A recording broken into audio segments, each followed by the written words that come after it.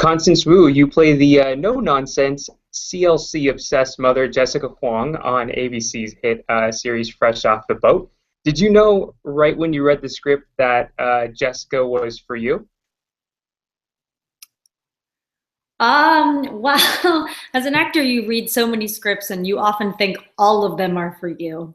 And then you get like one out of every 50 that you audition for. So if I did, there's not much weight to that answer. But I did think that there were some really weird lines that Ninotchka had written in there that were weird, but in a way that I was like, I get that. Like, I completely understand how to say that and have it, and it won't even be weird for me. Like, so in that sense, I knew that I had a good just instinct for it at first. Yeah. Was the process of getting the role just the same audition that everybody else goes through, or was there anything special that you had to do for it? No, it was pretty standard, except for, I had never done a network screen test. I actually hadn't really ever done a network job, except for I had done a guest star in Law and Order when I was in college. So yeah, it was normal in that it was, an audition, but the whole like test deal thing was different for me, just because I was new to the medium. Now, even before the show actually premiered, there was a bit of controversy having to do with, the show and Chef Eddie Huang, who it's loosely based off of from his memoirs, and then other press, just because it was the first Asian American family show since Margaret Cho's All American Girl about 20 years ago. Did any of those add any pressures to what you guys were doing, or were they kind of in one ear out the other, so to speak? I mean, I was aware of them for sure. But it's interesting because I actually think that you serve the community best by serving the work and not letting the community anxiety or the idea of representation. If you let that affect your work, then it becomes political and not human. And I think that when you do work that is deeply human, those are the things that actually change people's perceptions. So it seems a bit like a catch-22 to like not think about putting a good public perception of Asians out there, or not think about the controversy of the title and everything. It seems like it would be counterintuitive, but I think just by focusing on just being a good actor and creating a great character that people respond to, I think that in of itself is more powerful than like directly addressing all the issues, which, to be honest, I went to a BFA acting program. I didn't write a single paper in college. I didn't take a single test. It was all like a practicum curriculum. It was like doing Balinese mask work and clowning. So I also knew that I felt I wasn't really qualified to speak on issues like that, because any opinions I have are just really formed of my own experience in mind, which has been very theater focused for most of my life. So if it did affect me, it was more like it made me feel like I should focus on the things that I do know and that I do have authority to speak on, which is, my craft as an actor, and try to do my best in that realm. And hopefully that would, encourage others to follow suit. Well, it must have lent some kind of comfort knowing that you're on a network that's kind of a destination for these family programming. I mean, you've got The Middle, The Goldbergs, Last Man Standing, Blackish, some little show called Modern Family that I'm sure a few people have heard of Never around town. Yeah. So and then also it helped because your show scored a second season. Just a couple episodes in. So has the networks, I guess, their presence helped you guys in your show in concepts and creative freedom that you guys have because they're so familiar with the standard that you guys are presenting? I'm sorry, can you sort of run that question by me again? I'm not sure what you mean. Like, has a network been? Yeah, like is it easier being creative in more of a in more family situations with a network that has all of these family shows on there as opposed to potentially one that wouldn't? Um, Interesting. I actually don't think I'm really as qualified to answer that question either, because I think, somebody like the showrunner or the writers, they're the people who actually have a direct line of communication with the network as about what they want to present in terms of their family comedy. And I just sort of get the scripts and then I take what I'm given from them and then try to make it great. So I actually don't have much conversation with the network at all. I mean, they've been incredibly supportive. They've given me some nice presents and flowers and stuff. But I don't really. We don't really consult each other back and forth. That hasn't happened yet. So, but Well, yeah, I mean they're incredibly. that's what I mean. Kind of the support, because there are some things that you guys do that are much different than other networks perceivedly would allow you to get away with. Like, there was that episode with the billboard where there was, the crude drawing on the billboard when from the restaurant, that episode, and so things like that that they kind of let you guys skate on because they know it's a bit of a family. Yeah, I think I even improv something that was like, I think in the cut they chose, because when I improv stuff, it's usually not lines, it's behavior. So I think when he was like, "That's not even how you have to squeeze the teeth," and then I did like this little rather lewd gesture, and I think it made the cut. But we do get away with things as far as like how much Ninotchka has to fight to get away with something. I actually don't know, because that's sort of something that goes on in the writer's room. I do know we had to change one thing. Like, we had to reshoot later, when I'm teaching Eddie about date rape in a very funny way by like smothering him with the stuffed animal. We had to ADR that line because I think the original was like, "Do you like this? Well, girls don't either. Don't date rape." And I think maybe they didn't like the fact that I said date rape. So we just had to change it to "no means no, respect girls," which I think still carried the same lesson. But I know that's something that like we had shot that episode was like, what, 4 or 5? And then like we had to add that in later, like when we were shooting episode 12 or something. So that's something that we had to change. But I didn't think it was that huge of a change. Yeah, and it was it was a great episode. It was that whole sequence was hilarious, from that to where, then you see you sewing up the huge stuffed animal at the very end, and it's just that was a great episode. Now I know you get to work with Randall Park, which must not make it seem like work since he's so funny. But can we actually talk a little bit? Sorry. I'm sorry. Go ahead. I said he's the nicest guy in Hollywood, in my opinion. Well, that's nice. Then that's great that you get to work with him then, because you want to work with nice people, right? But your TV kids in particular, Eddie Emery and Evan Hudson Yang, Forrest Wheeler and Ian Chen, they're just pros on the show. I mean, you guys, it seems like they nail everything. In particular, my favorite is Evan, played by Ian Chen. I mean, he kind of rivals, to be honest, he kind of rivals you for my favorite on the show, Jessica and Evan, because you guys always seem to have the best lines, and it's just great. Is it nice going to work with these kids and knowing that they've got like everything down just right off the bat? Yeah, I actually think he definitely beats me, and I'm totally okay with you saying that he's your favorite over me, because that kid is a pro, and I break character all the time, and I'm always prepared and I know my lines and everything, but he like doesn't. You could be like picking your nose and dancing in front of him while the coverage is on him and he's doing his line, and he will not laser-like focus. He is very good. It is really nice working with kids who are professional, but also kids. When we were testing these kids, I read with them like singly during the screen test process.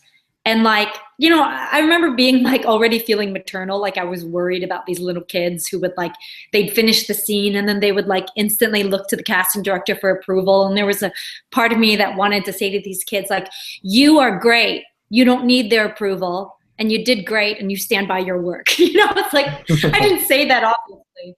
But, once we actually started filming, these three kids became really good friends, and to them, this is just they get to play around with their friends.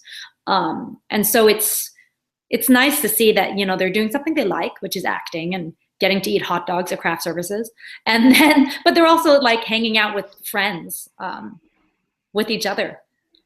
And so, yeah, it's been great. And their parents are all really great too. That's good. Which I think is helpful. Yeah, their parents are wonderful. Now, let's talk a little bit about how it is to play Jessica herself.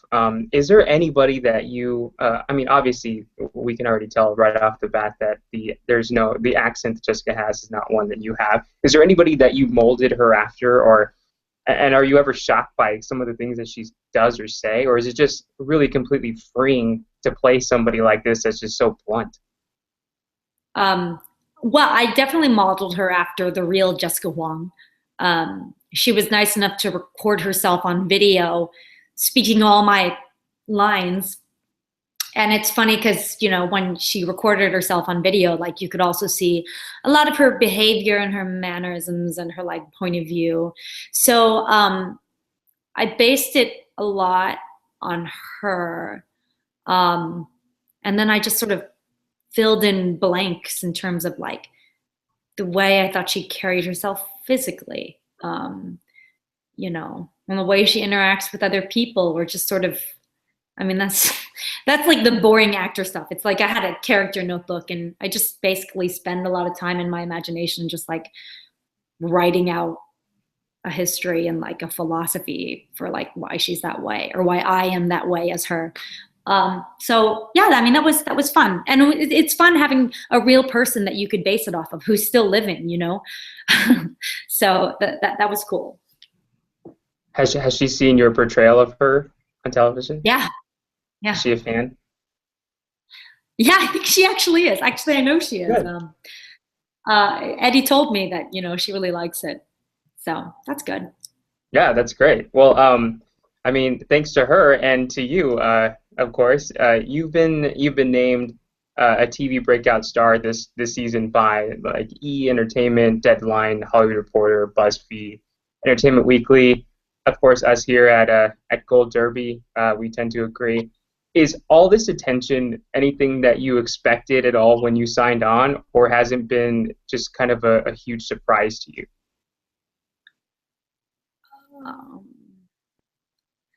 It's been a surprise. Yeah, it's been a surprise. Just because, I was a waitress 2 years ago. And it's, I've been auditioning and doing work and getting rejected for a long time, and what I think to be very good work, and yet it still wasn't recognized. And so I sort of learned to just do the work for work's sake. And so now that now that I finally learned to not do work for the accolades, I actually started getting accolades. So it's actually a weird thing for me because I'm trying to detach myself from those, because I found that experience was very emptying, or made me feel empty inside. So I'm trying to guard against reading too much of that stuff, and just try to just do a great job in my show so that people really enjoy it. But it's been a surprise. I'm definitely not used to it. Very humble beginnings I've had. So. Well, it's pretty hard to ignore what just happened to you. A big congratulations in order for your nomination by the Critics' Choice Awards as Best Lead Actress in a Comedy Series. I'm sure that came as a surprise to you. How did you find out about it?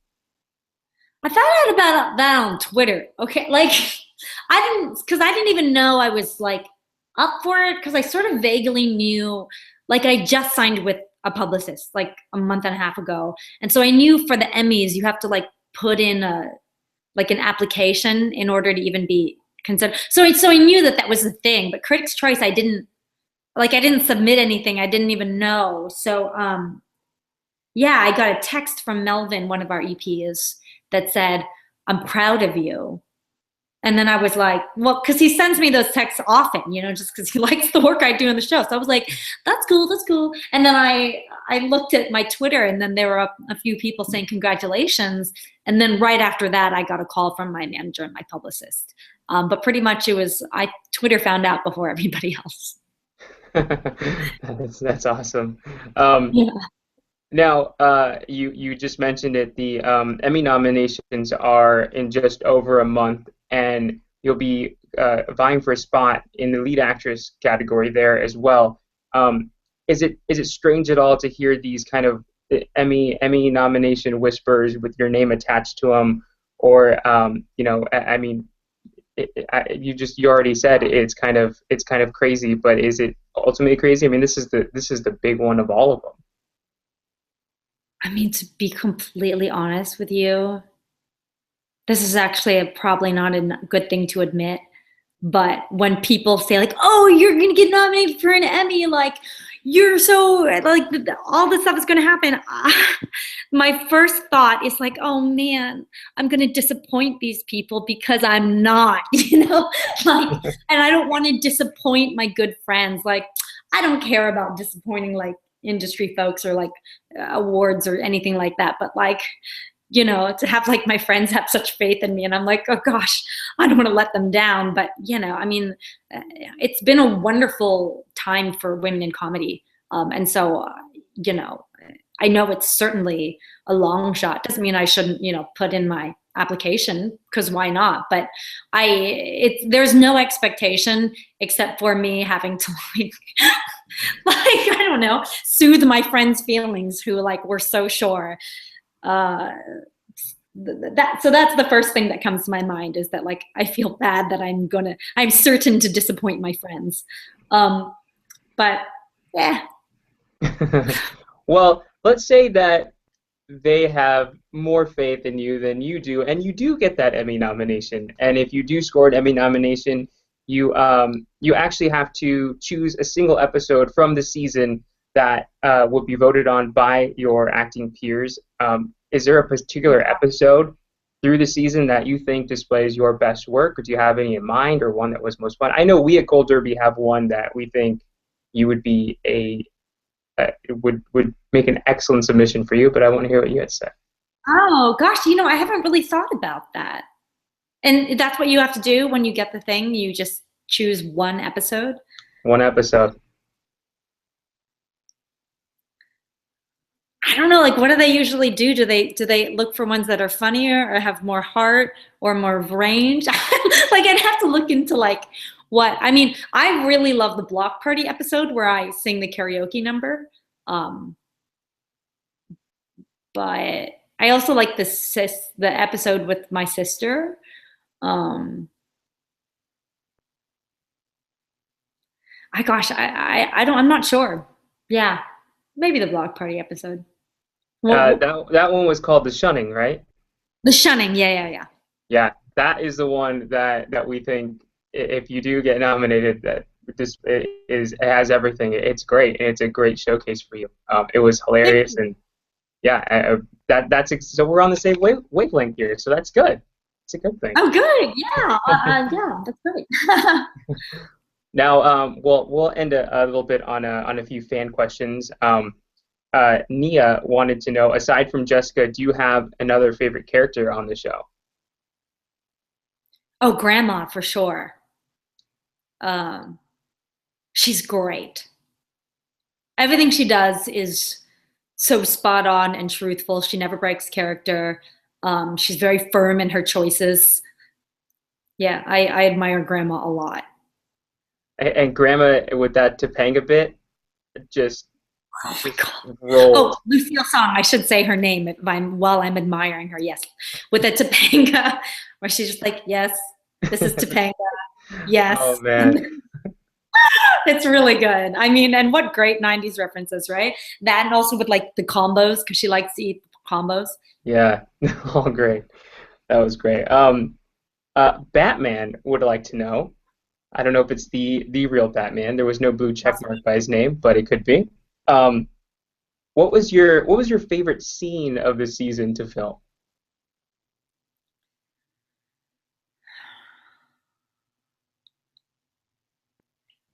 Um, Pretty much anything with Randall, I really liked filming. Um,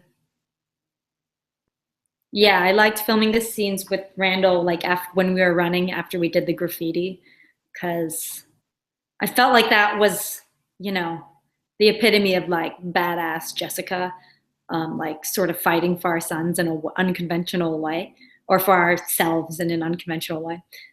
So yeah, I liked that. We shot that on Halloween too, so that was fun. Wow. Also badass Jessica is when you almost took out those three guys that didn't pay for their meal in the restaurant, just kind of dined and dashed. That was Yeah, pretty great. yeah, that Um, was fun too. Now, last question. Like, Tammy wants to know if you see any of yourself in Jessica on the show. Are you anything like her, or are you? I mean, you seem completely different, but I think there are bits and pieces that might be like her. I think I think if I think if somebody had like, screwed over one of my friends, I think I could hit them with a car and throw an onion at them.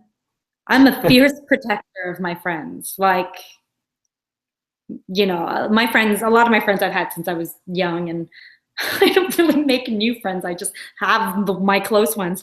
And yeah, I'm fiercely protective of them and caring for them. So yeah, we have that in common. well, you wouldn't have hit them with your car. They hit themselves on your car, from what I Yes, remember. they all, you hit my car with your bodies. Like you pay me. Like, come on. Like I might say something like that. Well, thanks so much for joining us here today. Congratulations on all the success your show has had and you have had individually. Best of luck at the Critics' Choice Awards, and best of luck to your friends with your Emmy nomination potentially coming out Oh my God, in a I few don't want to weeks. disappoint them. They'll still love me if I disappoint them. I know. Maybe Completely. even more. They might even love me more if I disappoint them. So Hey, you, that you might you be just said fun. you just admitted that you would hit people with your car. I mean, for them, I mean that's love.